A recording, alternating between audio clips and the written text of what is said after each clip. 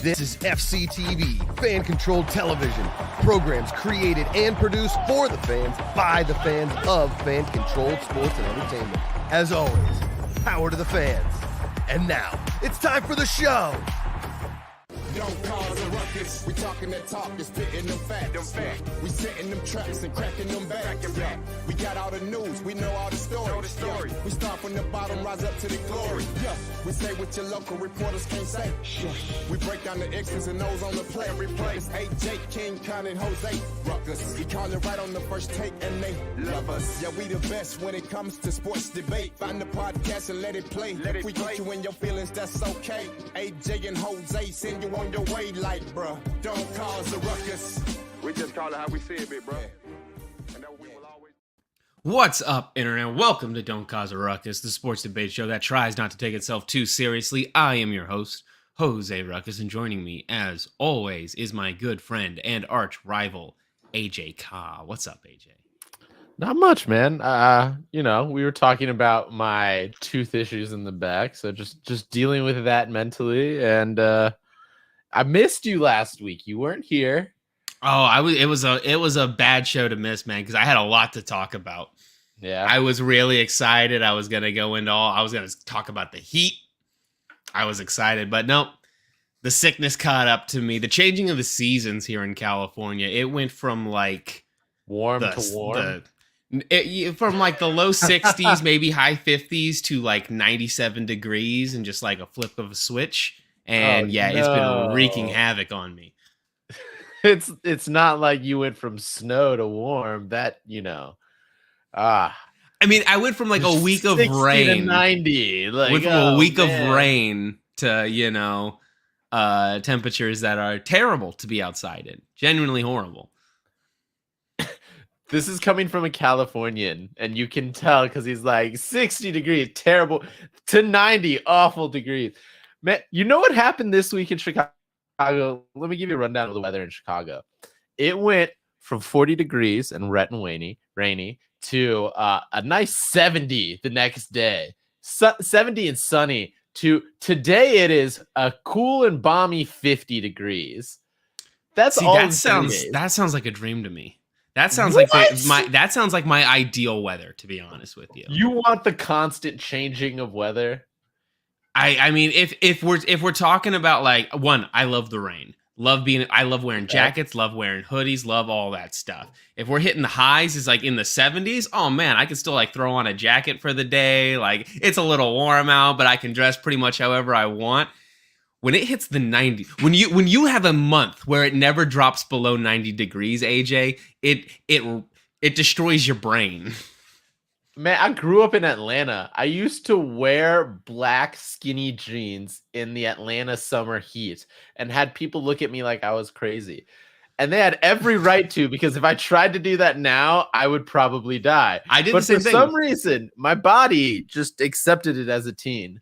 When I was in my teens, it'd be 115 degrees outside. I'd be in jeans, maybe even have a jacket on. Can't do it anymore. Nuts. The jacket is absolutely obscene. But yeah, I did have people when I was like a camp counselor at my diabetes camp looking at me like, "Are you okay? You're not? Is it heat stroke? Are you having heat stroke because you're not sweating?"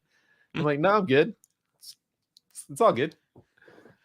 All right. Well, if you didn't know, Don't Cause a Ruckus. We're talking all things sports. We got a big show today. We're going to talk about the NBA playoffs. We're going to be talking to you about the NBA draft and a couple fun movie topics. We go live on twitch.tv/fancontrolsports every Wednesday at 6 p.m. Pacific time, 9 p.m. Eastern time. And then you can catch the show the day afterwards on Fan Control Sports YouTube, on podcast services.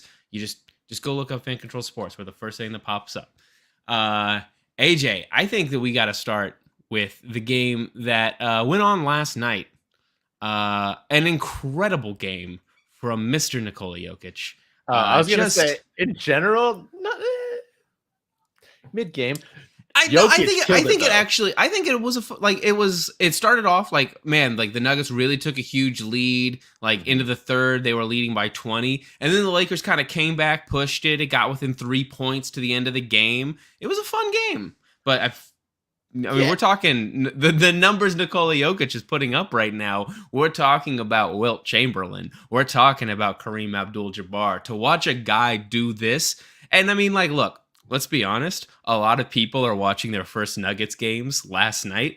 They haven't been paying attention to the Nuggets all season. They're not even in the playoffs when he put up a 50-point triple-double a couple nights ago. This is the first Nuggets game they're watching, and people are starting to go, hey, that Jokic guy, he's pretty good. Yeah, and honestly, I think that's the thing that kind of bothers me is that you know, the media nowadays pays attention to the people that have like, I would say larger than life personalities rather than the players who are actual generational talents. Like, you know, there's a lot of players that, in my opinion, are overly hyped and get a ton of attention, Luka Doncic. And then there are players who have a ton of skill that get overlooked. And I think even though it's hard to say that because the man is like reigning MVP, almost back-to-back MVPs. Like, I think he was back-to-back MVPs. He back-to-back MVPs. Came short this year, but I mean... Came short this year, but you can't give him 3 years in a row. Yeah. But hey, you know, soon to be playoff MVP, maybe like 3 years in a row of MVPs. You know, I'm sure he'll be happy with the Finals MVP. Exactly, right? But I think it's one of those situations where like he's just for some reason getting overlooked. But like you said, he's putting up numbers that make him Hall of Fame worthy, and the run that he's having right now, amazing. I like to do this is I like to pair up, you know, the starting lineups. And to me, besides LeBron James, I really do think that the Nuggets pair up better against the Lakers than people expect. Jamal Murray to me is better than Dennis Schroeder in all sense of the terms. Yeah, that's true. Aaron Gordon, while, you know, if he's paired up against LeBron, you got to take LeBron, and like against Anthony Davis, same, but he's not putting up numbers. The man is a great player. And then great role player. And then you got the rest of the team. While, you know, there's not a lot of players, you know, you got Nuggets are a team that's short in depth. That's short the main struggle. They're short in depth, but what they do have within their top 5 guys is a great starting lineup. And I think that outweighs that quote unquote depth that the Lakers have. I don't think the Lakers have any depth as well. Genuinely speaking, I think it's one of those situations where LeBron James, AD, and a couple other guys show up once in a while. Lonnie Walker having a great performance last series, but he's not going to be consistent. And I think the Nuggets are going to pull it out, man. And like, I think it's going to be a consistent thing where, to me, yesterday wasn't a close game. It got close because the Nuggets kind of like, oh, we're just destroying these guys. Let's take it a little easy. Take our foot off the gas pedal. And then, of course, LeBron's going to jump on that because he is a predator.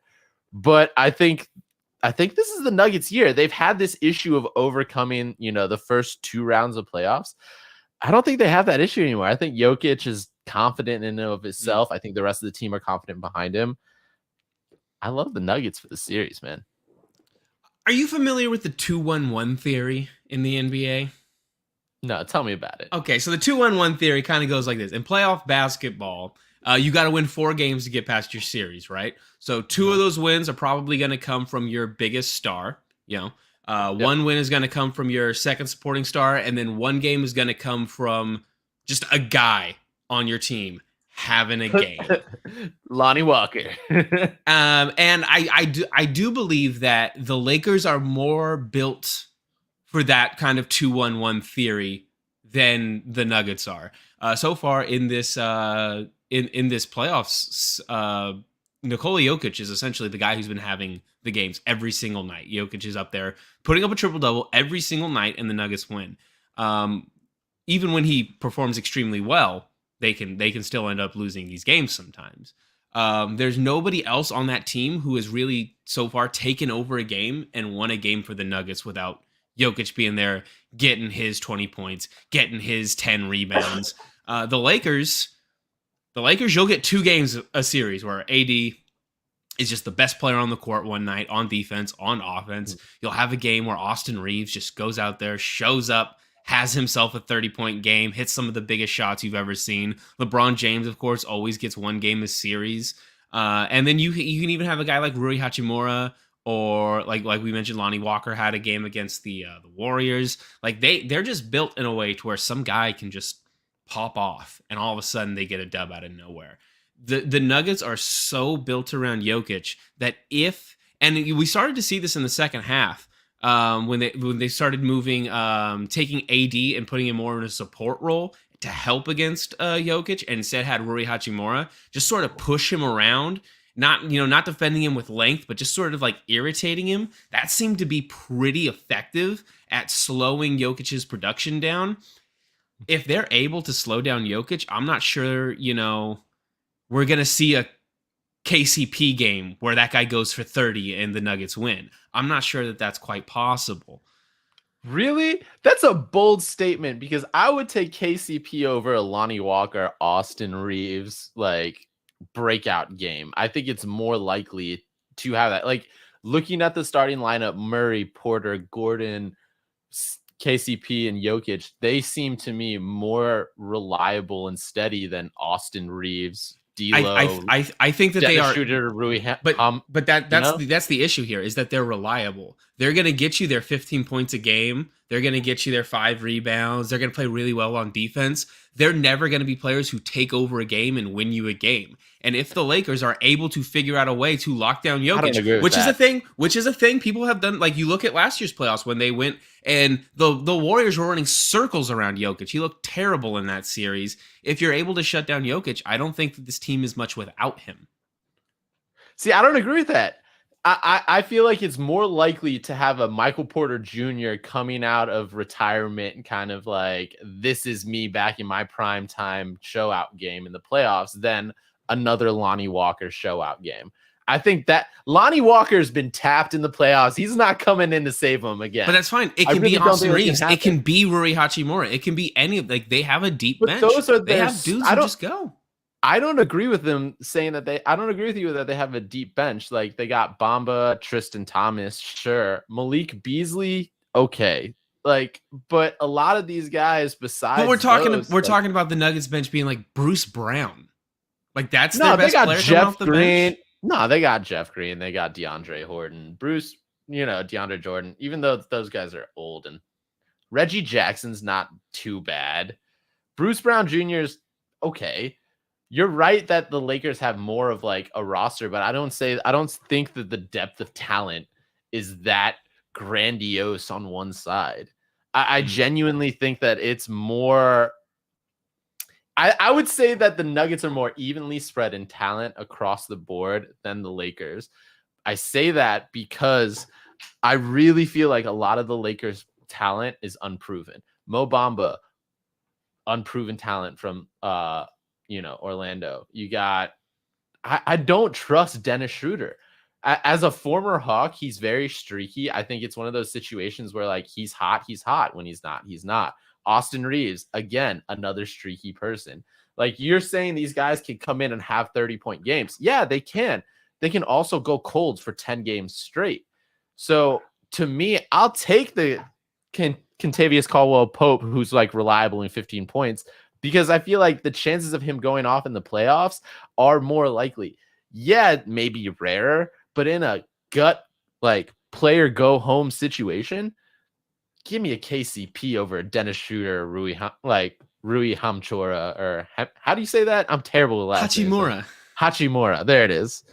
I'm terrible. I just think that the core of LeBron James, Anthony Davis is going to provide a better foundation for these players to pop off than it is just Jokic by himself. I think the core of the Lakers is so much stronger than the core of the Nuggets. You're overlooking Jamal Murray. Like, you're doing what every other pundit does. But okay, Jamal Murray's point guard. Jamal Murray's a great scorer. He's a great facilitator. But I don't know if you watched him. Like, he was getting absolutely cooked on defense. He was a defensive liability. They had to pull him off LeBron James because any time that he switched on to LeBron James, it was the easiest bucket we saw in the night. He's a point guard. Of course he's going to get cooked like by LeBron James. It's a forward being guarded by a guard. That's how it should be. That's the Lakers. You can't dock the Nuggets for Lakers playing their play well. You got to give the Lakers their dues. That's them getting the proper swap that they need. That's what they're looking for. They want LeBron in the paint or being guarded by the second best player on your team is that much of a defensive liability to where the offense is just going after him over and what does that have to do with anything? John Stockton has like the most steals of all time. What does him being a point guard have to do with him being bad at defense? He's bad at defense because they're playing him to be bad on defense. They're literally putting forwards on the guard.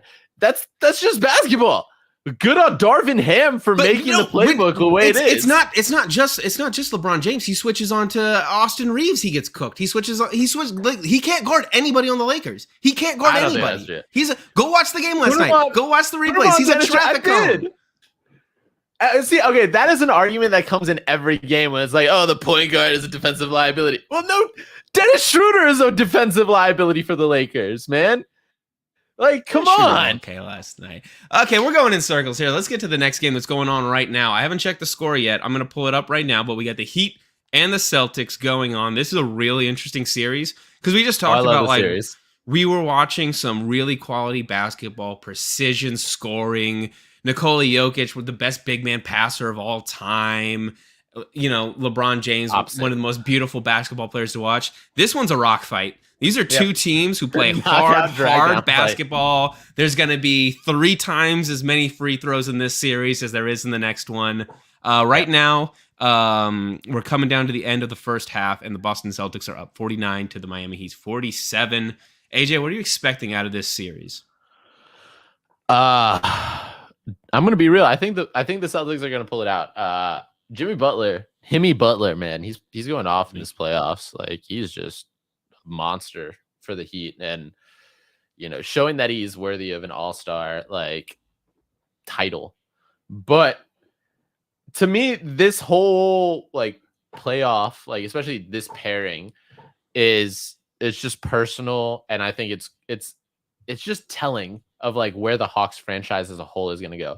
Because on one side you have a team that they beat out in the play-in tournament, and then on the other side you have the team that beat them in the playoffs.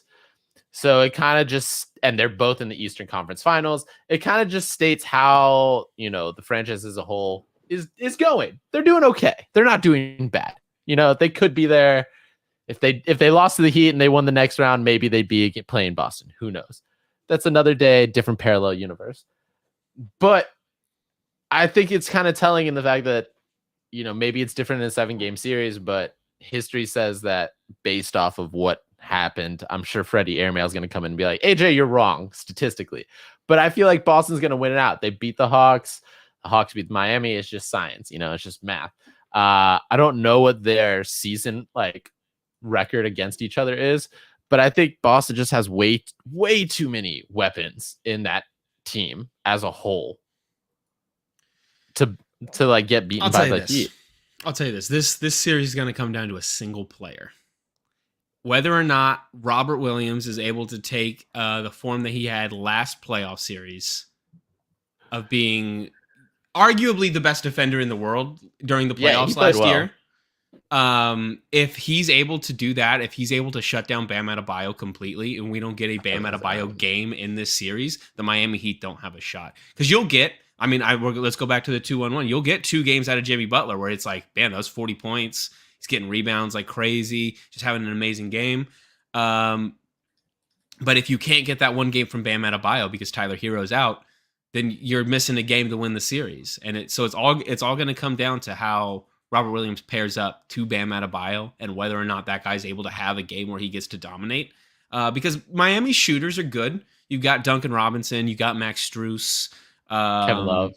Kevin Love. Kevin Love has been, he looked really bad in the regular season, but he's coming out and being a really good defensive role player in this series. Maybe the best outlet passer in the playoffs right now. Weird take for you, but it's somebody's got to do it, and he's doing it. So I mean, love that they have wish Nikola Jokic on their team. They do. They really do. But the Celtics are just so good right now. I mean, we saw what Jason Tatum did in the last series. Yeah. just exploding at the end of that series, absolutely taking it over and slamming the door on the 76ers. I wouldn't be surprised if he does it to the Miami Heat again this year. It's just the combination of him and Jaylen Brown together, I think, is probably too much for the Miami Heat. I expect Boston to win this one. I'm going to say Boston in 5. I'm going to say Boston in 6. I have a little more faith in the Heat. I think they'll take 2. But yeah, I agree with you. I think the Celtics, their roster is just so stacked. I think it's going to be, I have a bold prediction. All right. This is an AJ bold prediction here. I think the 76ers, or not the 76ers, I think the Celtics are going to win the Eastern Conference. I think they're going to go to the playoffs. Depending on who moves on. If it's the Nuggets, I think the Nuggets are going to win it all. Actually, that's really hard, honestly. But bold prediction. I think the Celtics more than likely will win it all this year. And I think that Tatum and Brown are going to get broken up. I think this free agency, they're going to get broken up.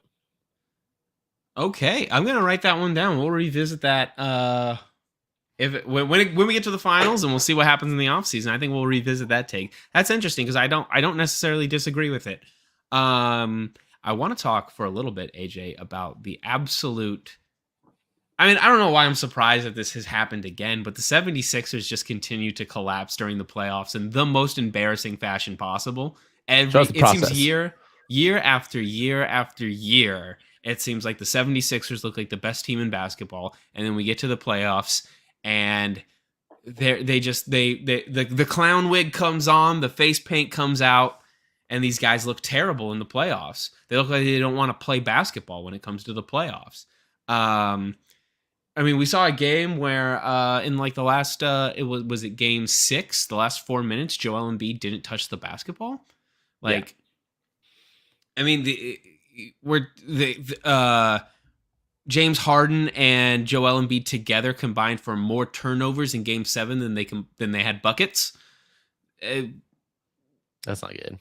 What is happening? Why is Joel Embiid just a terrible playoff basketball player? I don't think he's a terrible playoff basketball player. I think he's just a terrible teammate in general. I know that this is going to be a hot take, all right?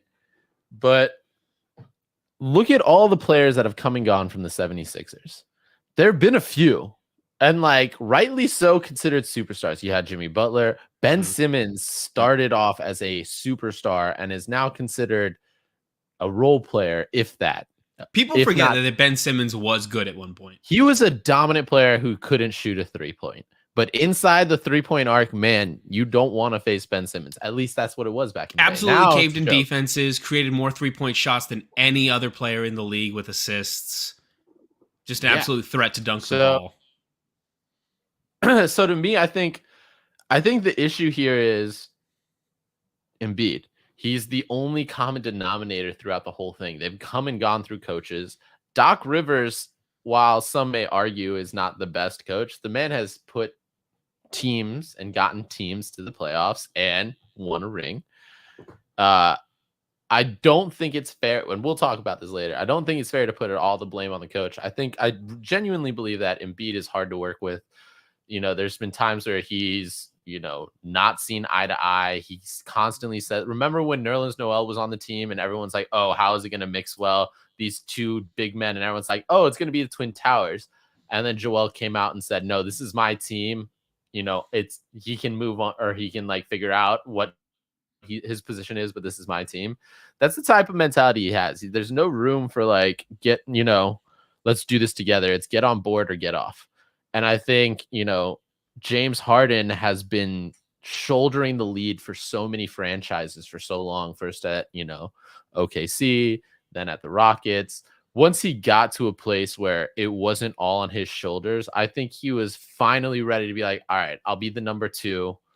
I'm cool with that mentality. Joel, I think, is just not a good teammate. I don't think he's a good team captain. I think he needs to settle into a number 2 position behind somebody like a LeBron, maybe a Trae Young, maybe a Luka Doncic, maybe a Dame.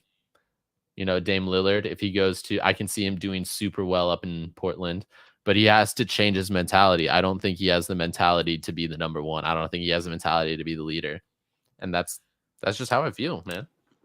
Interesting. I believe that the process has had damaging psychological effects on the 76ers franchise.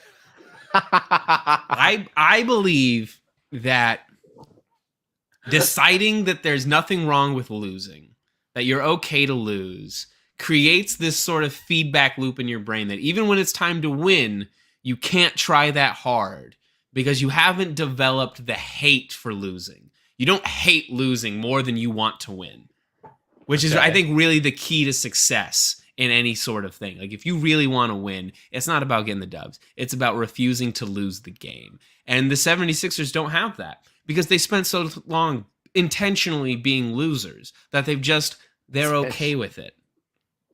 Okay, so with that mentality, then I got to propose this question. You saw that Giannis lost this year. You saw the post that he did on social media. Yep. You think he's going to come back and be a whole nother beast next season? I don't. I don't. I hated that. I hated that Giannis quote. I think it's so I think he's lying. I think he's just straight up lying through his teeth when he says that it's not a failure to lose in the first round when you're the best team in the sport and you lose in the first round to an 8 seed that barely made it into the playoffs. That's not a failure. You're lying because you don't want to have to address that in the media. You weren't happy with the question that was being asked. It's a total joke. I think that if Joel wants to continue to win, if he wants to get over this hump, if he wants to be a player who can win a championship, he needs to go to a place that has the kind of culture that doesn't accept losing as a legitimate, acceptable outcome. I think that the right landing spot for Joel this season, and I don't think they should ever return to the 76ers. I think he should leave. I think he should go to the Miami Heat. I think the Heat culture is the thing that player needs to be able to take his game to the next level. You think he's the guy who replaces Bam? I think Bam for Joel Embiid straight up. Maybe you throw in Max Strus in there. But yeah, I do think that's the option that both teams should pursue. Well, at least I think Joel should be forcing his way out. And I think Bam and like you throw in a shooter. I think that's probably the best thing that the 76ers can get for that guy. And I mean, if they want to re-sign, James Harden, say, James, you want to be the number one on this team? We'll get rid of Joel. We'll bring in Bam. James Harden and Bam, those seem like two guys who can play really well together. That could be a really good option for them. I don't know if I agree to that, man. I think it's one of those situations where, like, if they're gonna get rid of Joel, they got to start over. They got to go for draft and just wheel and deal. And I think they're a good enough organization to do that. But that's a bold statement, man. I have to say, I like it though. It's just I'm sick of this team because I believed in the 76ers for a long time. I really thought that they were going to be able to do this, and just seeing this happen year after year. See, Joel finally spent all this time whining and complaining about not being the MVP to win his MVP and to look like this at the end of your postseason. I'm done. The 76ers are dead to me as a team. And were you a 76ers fan before? I really liked the team. I thought that the process was I think a really interesting avenue to go down when you consider that the way the NBA is set up, nobody cares how good your regular season was. It's win the championship or nothing, right? The Warriors can have the best regular season of all time, 73 games. You don't win the championship, you're a failure. So if you're going to accept that, hey, making it to the 8th seed and getting bounced in the first round, we don't get credit for that. That's not good enough. So just lose during the regular season, get the guys to win a championship, and flip the switch, take it with these draft picks that you've gotten. I thought that was like a really interesting thing to be trying to do. One, they fired Sam Hinkie before he could even make the first of these picks, really. He drafted Joel and then immediately was handed off to a bunch of bust GMs. And that, like, the organization just didn't take the game plan seriously. And now we just have this same problem every year after year. And the blame keeps getting shifted around. The entire city of Philadelphia owes Ben Simmons an apology. Okay? Because 100%. you told me this season was going to be different, that this was all Ben's fault, that Ben was this coward, he couldn't do it. What was James Harden? James Harden had open lanes to the hoop multiple times in this game 7. What did he do? Pass out. That's all he did. James Harden's afraid to take it to the cup too. So you owe Ben Simmons an apology. You're not wrong, man. I have to say though, I do really think that the Hawks as a whole are just an organization killer with Trae Young. Like, Knicks done. Just haven't been the same since then. Same thing with the 76ers, man. After John Collins did that like posterizing dunk on Embiid, they just haven't been the same. I think you're taking a little credit where maybe it's not due. But also the Knicks are better this season than they were when you guys played them in the play. They actually made it out of the first round this time. They've been improving as a franchise. I don't know if I believe this one. I don't think the Knicks have been improving. I'm a disagree hard. They added the best player on their team, Jalen Brunson, recently. But I mean, you want to talk about organization killers? Should not be the best player on any NBA team. I agree. I'm just saying they keep getting better. You want to talk about organization killers, AJ? We need to talk about what's going on with NBA coaching right now. I'm so mad. Because we've seen 3 coaches fired: Monty Williams, Mike Budenholzer, and now Doc Rivers. These are two of these coaches are Coach of the Year winners in the last 5 years. One of them is a championship-winning coach, but also the biggest playoff choker of all time. Come on, he is. You cannot blame a coach on a lot of things. You can blame a coach for certain things. Look. You lose one. You lose one. You blow 3-1 lead. You do it once. Hey, you know what? It can happen. You do it like, what is it, 7 times now? If it keeps happening, I don't think it's 7. Let me look up. Look that up. That seems a bit egregious. No, I think it's a little ridiculous. I think some of these organizations are getting in over their heads and expecting greatness at a level that they shouldn't. Like you said, Coach Budenholzer is coach of the year, former coach of the year within the last 3 years, also won at the entire NBA championship, 3 years ago, I think, if I'm not mistaken. Yes. I think you give the man some time. I think there needs to be at least a 4 or 5 year clause where if I win a championship, I'm good in my head coach position for 5 years. There's some disrespect going on to this. Imagine if Bill Belichick, only had so many seasons to get it right after he won a Super Bowl. They're expecting perfection from these coaches, and it's just not palpable. I don't agree with the Budenholzer fire. I don't agree with the Doc Rivers fire. I think you're right. I think as a whole, the 76ers organization needs to take a little bit of the blame with the whole trust the process situation. But firing Doc Rivers, man, not a good call in my opinion. Okay, so let's take a trip down the Doc Rivers blown series, because this list is deep. Okay, so let's start in Orlando in 2003. He blew a 3-1 lead. In Boston, this is Doc Rivers. This is Doc Rivers. Okay. And in Boston, he blew 3-2 leads. Okay. With the Clippers, he blew 2 3-1 leads, as well as a 2-0 lead. And with Philadelphia, he blew a 2-1 lead and now a 3-2 lead. He's lost 10 game 7s. That's 5 more than any other coach in NBA history. Okay. How many has he won? How many game 7s has he won? He's only won one championship. Okay, but you got it's not like negative. Let's look at the positive. Come on. It's not like Doc Rivers has this historic career of winning. He's not Greg Popovich. If Greg Popovich blows 5 3-1 leads, it's like, whatever. The guy has 7 rings. Who cares? This is a dude who's only been successful once. Doc Rivers is not this amazing coach. He's like a fine coach when you're in the rebuilding process. He can take a team, he can get a team together, he can build an offense. But when it comes to the playoffs, this dude, I mean, I'm more arguing on Budenholzer. Budenholzer should have been fired 3 years ago. He's a terrible coach. The man is was Popovich's number 2 coach. He took the Hawks from from nothing to amazing with a team that was horrible. He brought the Bucks their first championship ever. No, it's not their first championship ever. Kareem Abdul-Jabbar won a championship with Milwaukee. You're right. You're wrong. I was wrong. You're 100% right. But in my lifetime. The thing about Mike Budenholzer is Mike Budenholzer's system good? Is he a great X's and O's guy? Absolutely.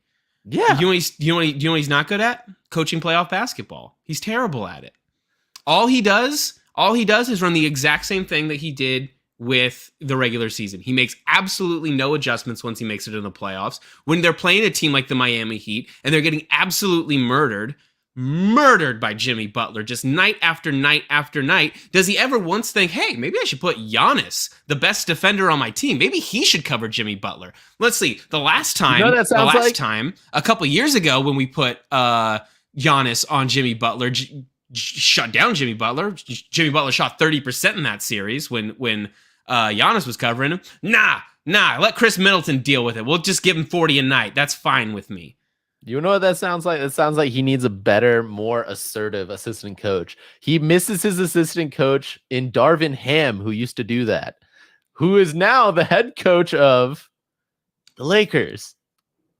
But the head coach is supposed to do the head coach job. If I have a good point there, and you're like, but your point serves to fit my point, which is that if Mike Budenholzer is this dude who needs Darvin Ham so much, fire him and hire Darvin Ham. Okay, first of all, that's not what I'm saying. I'm saying he needs an assistant coach to be like, hey, coach, come on. Look at what's going on here, X's and O's. That's all that is. The man is a good coach. He has the plays there. You just got to look at, where's the assistant coach on this? You're putting too much blame on one person. You also got to bring up the blame with the players. Maybe Giannis can go up to the coach and be like, hey, coach, I'm the star here. Pull a LeBron, man. Go up to the guys and be like, hey, I know coach just said that, but fuck that. I'm going to be, sorry for dropping an F-bomb. I'm going to be the one that's guarding him. There's some blame that needs to be taken with the leader of the team in Giannis. Why didn't he just speak up and be like, I'm going? Come on, the coach man. needs to do his job. The coach needs to do his job. The coach is an X's and O's And if the coach isn't going to do his job, this is X's and O's stuff I'm talking about. This is adjustments, game to game. This is X's and O's stuff. And if the coach isn't going to do the job, get him out of there. I'm just saying, man. Can't put all the blame on the coach sometimes. The guy led the team to the first championship in my lifetime. I'm going to say it now. I got to be specific now because it's ridiculous. I honestly think that we don't spend enough time respecting the actual good coaches in the NBA. We give the coach of the year award out to just these random dudes every single year, and it's like, oh man, Monty Williams popped off with the Suns 1 year. That's coach of the year. It's like Eric Spoelstra has been leading one of the best franchises in basketball year after year after year, doing it with way less assets. Never won a coach of the year. He's arguably the best coach in basketball right now. Greg Popovich doing it year after year with these horrible rosters. Yeah, but Greg Popovich hasn't done anything recently. I don't think he's ever won a coach of the year. No, he has. Ever. That is a falsehood. He has won multiple coaches of the years. I know that for a fact. Especially in like the 90s when he had Tim Duncan and all that. He's got 3 coach of the years. Exactly. 2003, 2012, 2014. Okay, so not in the 90s, but it's just these. We just give these. What millennials think the 90s was? Like Mike Budenholzer doesn't deserve a coach of the year. He never has. I disagree with that. You don't just like, wow, you had Giannis on your team. Good coaching. Good job being a coach. You had the best player in the world on your team. What a great coach you were. Ridiculous. That's the year that he won it? Yeah, he won it with the Bucks. He didn't win it in 15? He might have won it in 15 as well. I don't know. If he won in 15, that was because he led the Hawks no superstar team to a full no loss month. You guys had Al Horford on that team, right? Yeah, we did, but Yeah, Al Horford. superstar. You think Al Horford is a superstar? Absolutely, Really? I do. Yeah. Do you see, I'm not did you going to see him? disagree with you, but like, Did you come see him? on, that's Did a you stretch. see him? Did you see him guard Embiid on Sunday? That's a superstar. Okay. I don't want to disagree with you because I love Al Horford. Like I have a genuine superstar. love for that man in my heart because of all the years he played for the Hawks. That's a hard thing to agree with. Is that he's a superstar? He's a superstar. Not. He's probably the second best role player of all time. Veteran presence, second to only Andre Iguodala. Also a superstar. No, I'll take that. He's a superstar in the right that he deserves it with like all the play he's done and like role playing he's done. And he also was like the leader of the players union. So you got to give him that. AJ, we're talking about Greg Popovich. Greg Popovich just pulled off one of the best coaching. Honestly, he deserves coach of the year for what he did this year. I don't know about that. Coaching his way to the number 1 overall pick, the right to take Victor Wembanyama, the most exciting prospect since LeBron James. You got to give the GM of the Spurs some love too. Who is the GM of the Spurs? Is it not Greg Popovich? It's not. I don't know who it is, but Brian Wright. Brian Wright? Shout out to Brian. Good job, Brian. Good job, Brian. Are the Spurs back, AJ? No. They could be, but not right now. Give them 3 years. Wemby is like an all-star in the making. The man is killer. He's killed the European leagues. He's got highlights for days. This man is the most talked about young prospect in NBA history since, I don't want to say LeBron, but I'll say since Zion. All right, LeBron. I feel like the hype here is way higher than Zion because I didn't like. You do? I feel like it's the same amount of hype. Maybe slightly bigger, and not as much as LeBron, but close. The man is talented. He's huge. He's young. He can play a lot of different positions. The man is what I like to call a point forward. Why? Because he can be a point guard to a power forward.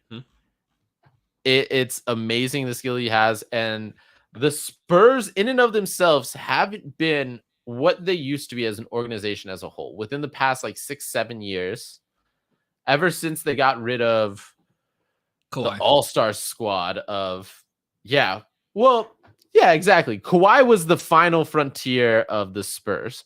You know, you had Ginobili, you had Manu, you had Tim Duncan, you had all those guys that were kind of aging out. And then they had this great superstar in Kawhi Leonard. And then for some reason, they gave everybody up, and they didn't think Kawhi was enough alone. They thought they had to rebuild. Everybody else aged out of it. It really is. Yeah, right. But like they didn't want to rebuild around Kawhi apparently, so they sold him out. They tried to get draft picks. They gave Manu up because he wanted to leave, or not Manu, Tony Parker up. He wanted to leave. Manu retired. Everything happened. Great stuff. But since that point, they haven't been the same. I really thought that Pop was going to retire in that time. He is not. He's a great coach. I did not think he would want his history as arguably the best coach in NBA history to be tainted with what was the last 6 or 7 years of his career. But I think he held out because of the prospects of working with this young man, this talent of Wemby. And I don't know how they did it, but they did it. They got it. And it seems a little, I'm not going to lie, it seems a little fixed, but I'm not going to be upset about it. Like, Pop deserves to leave on a high note, and I think getting Wemby is his way. Okay. I mostly agree. I do think that the next 10 years for this team is going to be really, really good if everything if Victor Wembanyama is everything that he's supposed to be, because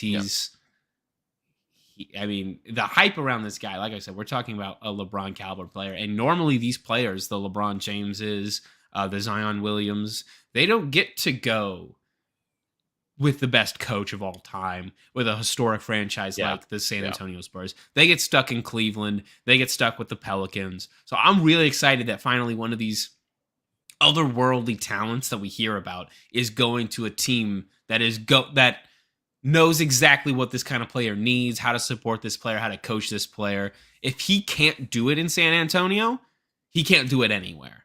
So I'm really excited to see what's going to happen with this player, and what's going to happen with the Spurs franchise. Because you know what? I mean, I like the Spurs, man. I like me some Tim Duncan. I like me some, Tony Parker.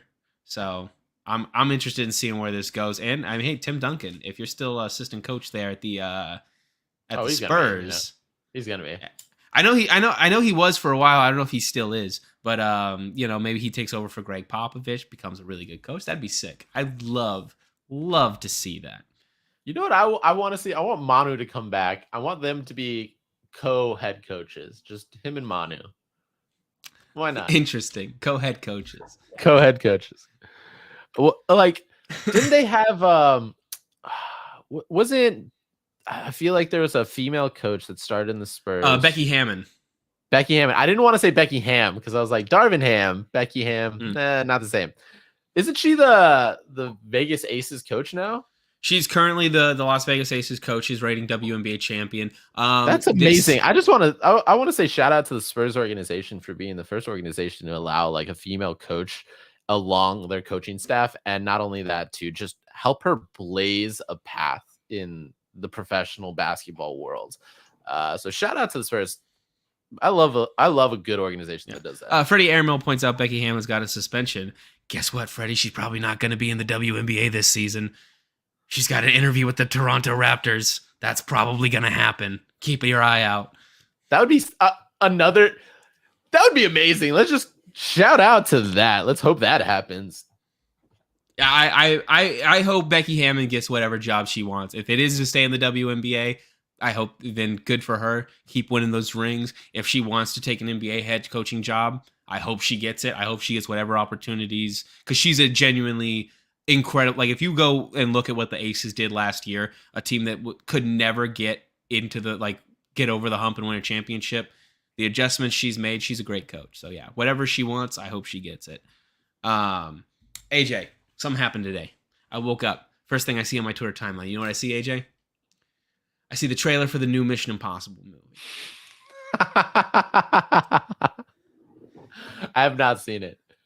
I have seen people making fun. I don't know if it's this one or a previous one, but they were making Fortnite jokes, and it's like, I've spent too much time looting, and now I have to like outrun the storm, and it's just Tom Cruise outrunning us. Like, yeah. So AJ, I was so excited because I love the Mission Impossible movies. I think they're incredible, and I genuinely believe the Mission Impossible films are the best action movie franchise of all time.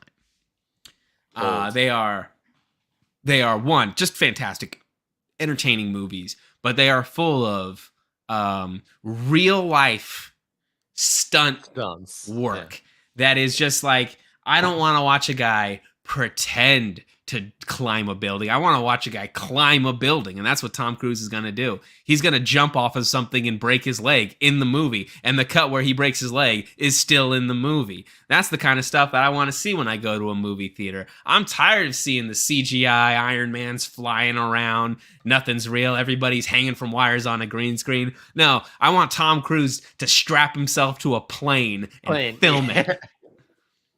Yeah, I do have to give him credit. I think it's this movie that I saw. He's like on a motorcycle and he just rides off a cliff and then just like kind of dives and then uses like one of those paragliding suits to go off and like glide himself down.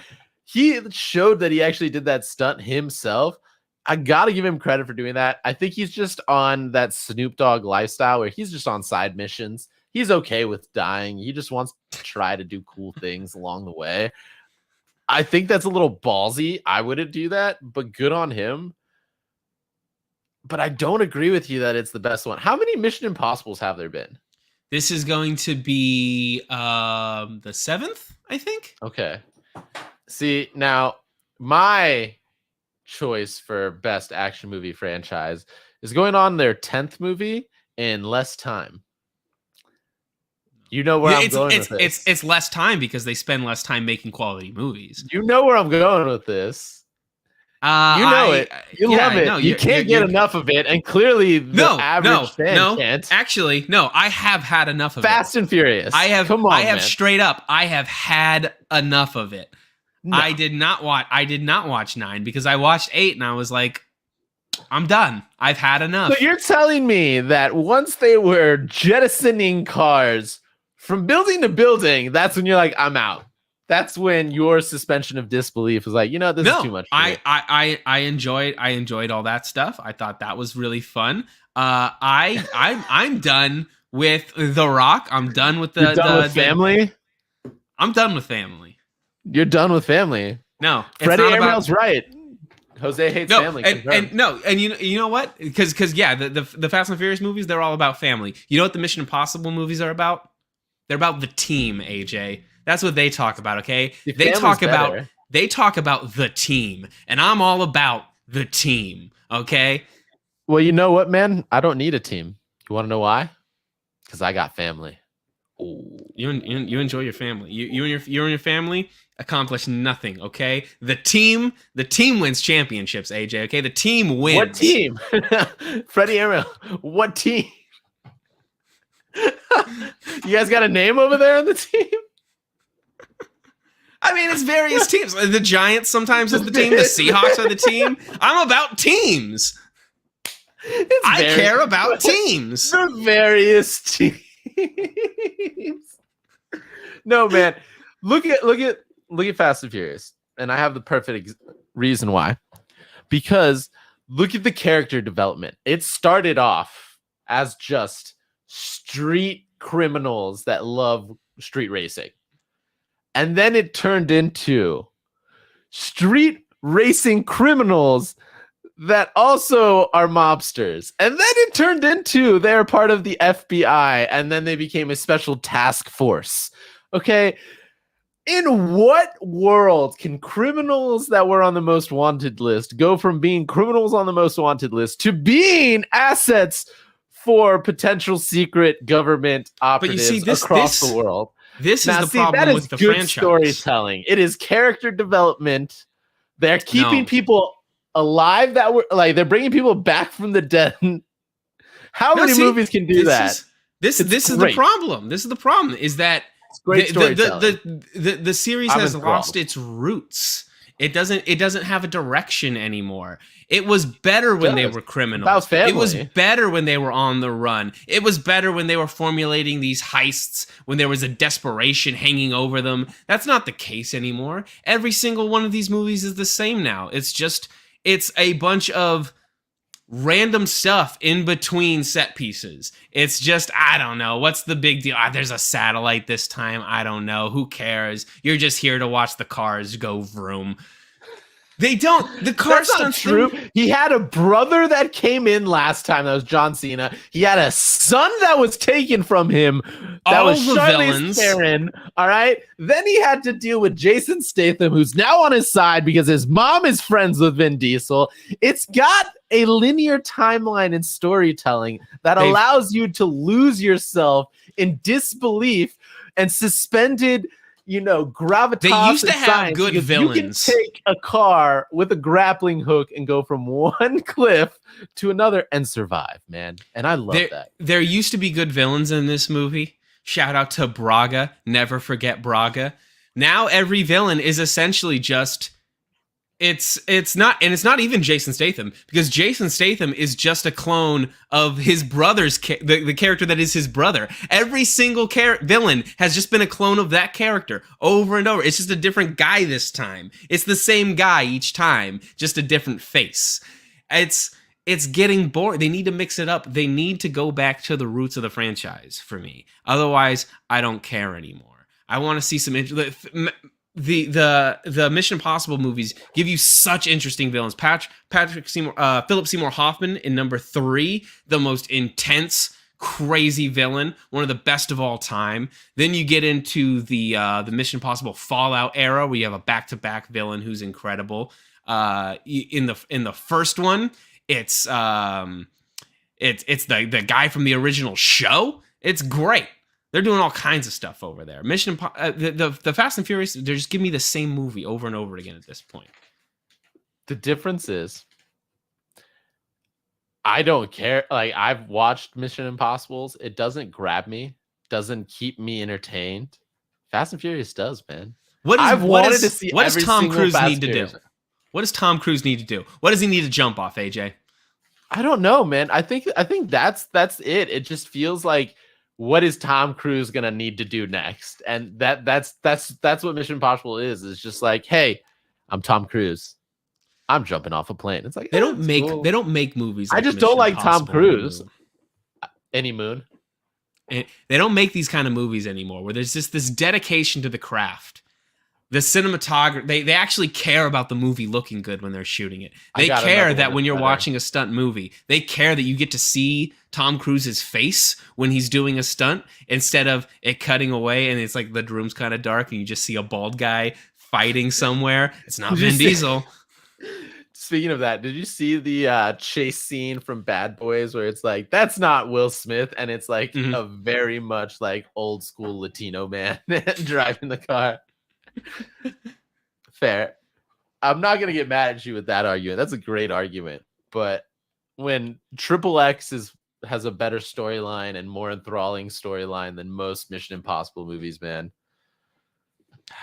just miss me with the Mission Impossible. Well, let's keep it on the movie subject here, because AJ, another thing that came out recently this week is the poster for the Five Nights at Freddy's movie was released. This is a movie that's been in development hell for like almost 10 years now. Yeah, it's finally got a release date. It's finally coming out.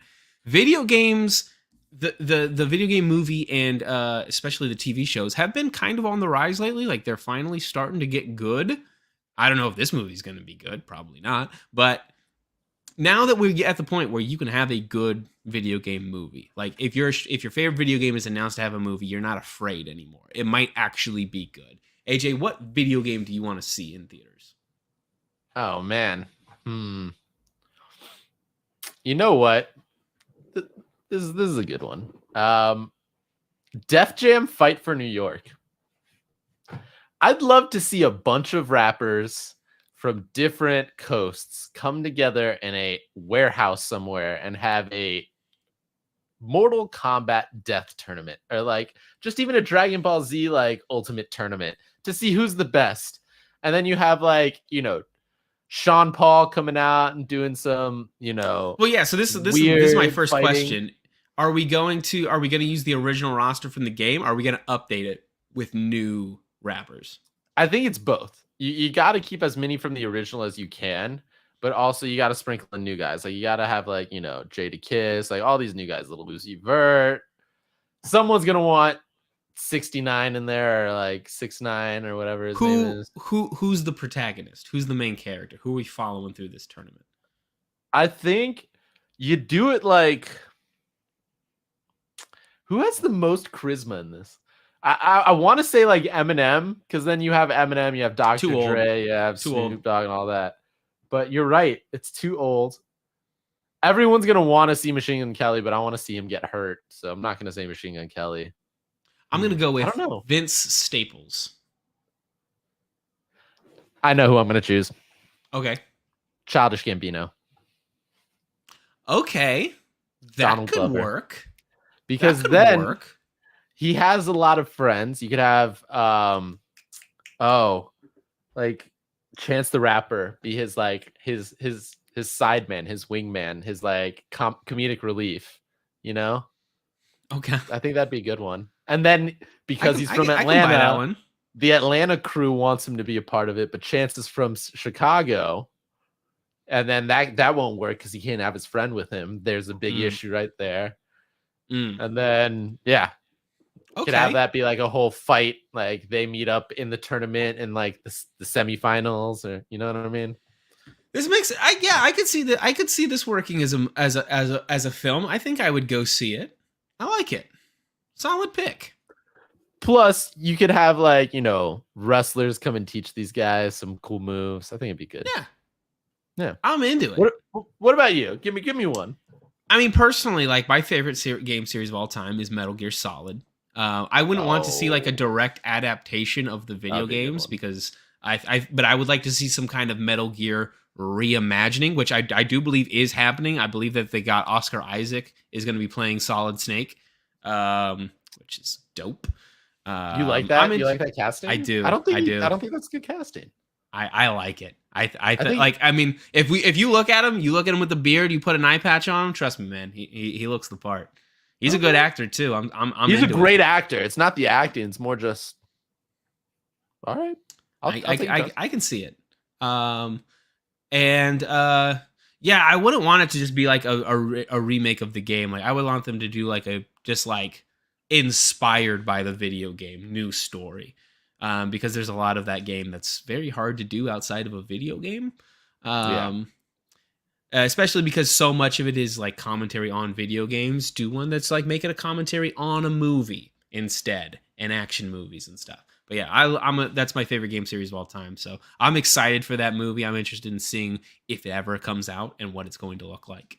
Well, that's going to wrap up the show, but we do have one more topic for you. It's the game we like to play here every week. It's called Off the Top 3. AJ and I are going to make top 3 lists off the top of our head. I've got a topic for AJ. AJ's got a topic for me. Neither of us know what the other one's topic is. So, AJ, I'm going to let you go first. Because I missed last week. So, what am I making a top 3 of today, AJ?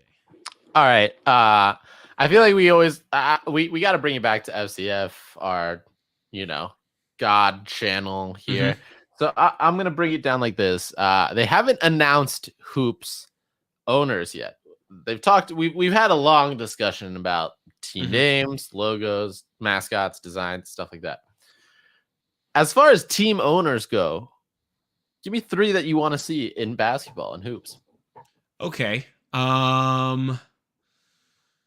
This is tough because a lot of NBA players I don't think have like the right kind of personality for ownership. I think you really want to go with guys who are a lot more playful. A lot of the NBA guys tend to be more of very hard personalities. Stoic is a good word for it. The Tim Duncans of the world, not exactly one of my favorite basketball players, not exactly going to make a good owner.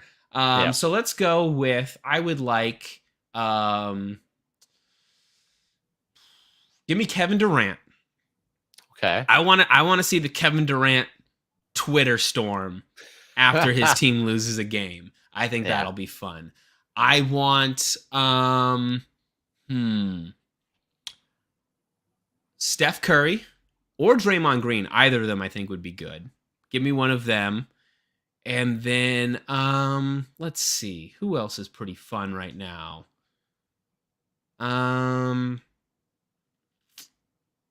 Give me Tyler Hero.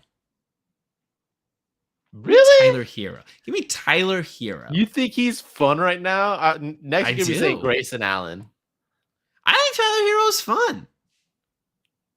I think he's interesting. I think I think he's a really good basketball player. I like him. He's a great basketball player. I just don't think he's like fun or interesting. Really? Yeah. I don't know. I'm a bit more of a follower of Miami basketball. I like the Heat quite a bit. He had the John. That was definitely in my head. I was going to say John Morant. I'm like, no, we don't need to get into that today. There's not too much time. There's not too much time left in the show for that. Yeah. No. AJ, since you brought up, this movie idea of yours for this video game, rappers fighting in a tournament, I want to know who your top 3 favorite rappers right now. Putting out music right now. We're not doing the old school guys. No Tupac, no Biggie, none of them. Top 3 guys working right now. I mean, that's kind of easy. I'm still gonna say Donald Glover, Childish Gambino, number 1. I just think he's talented. The way he like is clever with his rhymes, as well as like just good with them. Just love it. Probably gonna go with Future next. Just the man is so talented. I think he's like this generation's Kanye. Are they the same age? No, they're different generations. Like I would say, like you would go like Doc Jay-Z was like what late 90s, early 2000s, probably like the GOATs. And then you'd say like Kanye was handed the torch from Jay-Z for the next generation. And then like Future was handed it by Kanye. Okay, that's interesting. That's kind of how I look at it. I don't know if anybody's I mean, coming like- up like, that's taking it from he's- Future. he's- But, I mean, his first album came out in like 2011. He's been around for a Wait. long time. it's a quick torch pass. All right. I mean, but he's still he's putting out great music still today. I like Future. Kanye's lost his mind too. Yeah, Kanye is not putting out good rap music anymore. No, he's not. And then you know what? I don't know if he falls under the rap genre, but I'm gonna say Khalid. I love Khalid. That's an interesting choice. Yeah, Okay. I've been really jamming his stuff. I know he's more like hip hop R&B, but I'll put him under rap. Okay. Solid list, AJ. I Thank you. approve. I'm glad. That's gonna do it for this week's Don't Cause a Ruckus. Thank you for stopping by. Thank you for watching the show. If you didn't know, it goes live on twitch.tv/fancontrolsports every Wednesday, 6 p.m. Pacific time, 9 p.m. Eastern time, or you can check it out on the Fan Controlled YouTube or the Fan Controlled Podcast Network. We'll be back at you next week with more NBA playoff talk, probably. That's probably all next week's going to be, so Yeah, get pretty excited much. for that. But until next time, keep the ruckus to a minimum. Peace.